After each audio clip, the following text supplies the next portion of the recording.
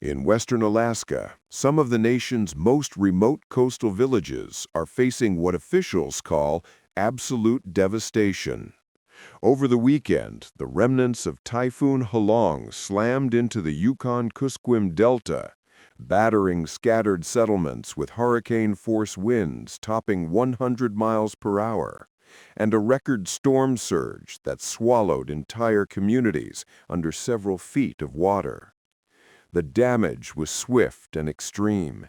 In Kipnuk and Quigalingok, the two hardest-hit villages, floodwaters tore houses from their foundations, in some cases while families were still inside.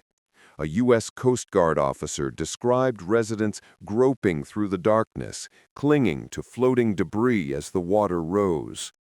Search and rescue teams from the Coast Guard, the Alaska National Guard, and Alaska State Troopers launched an immediate response, deploying boats and helicopters to pull people from rooftops and overturned skiffs.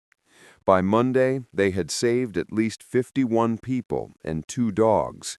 The storm turned deadly as well. One woman in Quigalingok was confirmed dead, and crews are still searching for 2 other residents reported missing. More than 1,000 people are now displaced.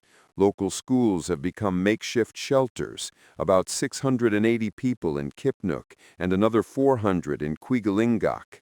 Video from the region shows houses floated off their pilings, twisted power poles, and in Kotlik, an empty home flipped completely upside down. For many, the danger will linger long after the floods recede. Winter arrives early in western Alaska, and these villages rely on subsistence hunting and fishing to stock freezers with meat and fish that sustain them through the dark months. Salt water ruined many of those stores, turning a natural disaster into a looming food security crisis. At the same time, damaged heating stoves leave families vulnerable to sub-zero temperatures that are only weeks away. Geography compounds every challenge. There are no roads connecting most of these settlements to the outside world. Supplies arrive by boat, barge, or small aircraft. Governor Mike Dunleavy has issued a disaster declaration and promised that help is on the way, with state and federal agencies rushing generators, fuel, and emergency provisions. Still, the logistics of delivering heavy equipment or even plywood to patch walls are daunting. Amid the wreckage, stories of resilience are surfacing.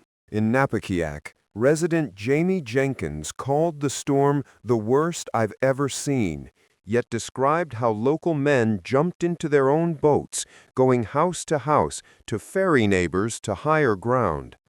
Elsewhere, volunteers are organizing food drives and distributing whatever supplies remain dry. Officials warned the road to recovery will be long. Rebuilding homes, restoring power, and replacing a winter's worth of lost food could take months, time these communities simply don't have before the first hard freeze.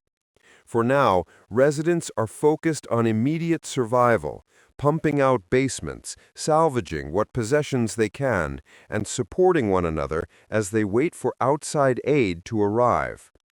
In a region accustomed to harsh weather, this storm still stands out for its sheer force and for striking just as families were preparing for winter. The coming weeks will test the endurance of western Alaska's villages, and the speed at which aid can reach them will determine whether thousands of people enter the dark season with heat, shelter, and enough food to last until spring.